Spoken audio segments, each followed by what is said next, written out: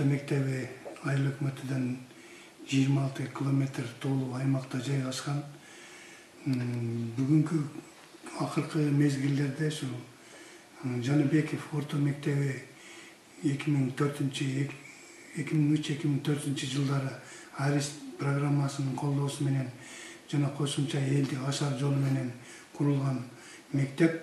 Бүгүнкү күндө Жаныбеков орто мектеби толугу менен бүгүнкү күндөгү заманбап шарттуу мектепке жооп бере албайт.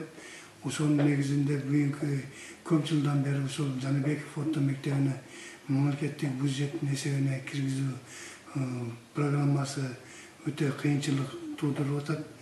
Акыркы жылдары ушул Жаныбеков орто мектебине мамлекеттик бюджетке 2019-2020 жылдарга айыл өкмөтүнүн туруктуу өнүктүрүү программасына ушул Жаныбеков мектебине киргизүүгө аракет жасап атабыз. Проекттери бүгүнкү күндө даярдалган. Бир гана ошол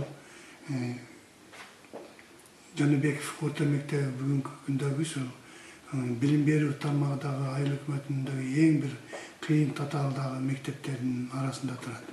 Бирок биз толугу менен ушул 2019-2020 жылдарга ушул мектепте жаңы заманбап мектеп курууга аракет жасап жатабыз.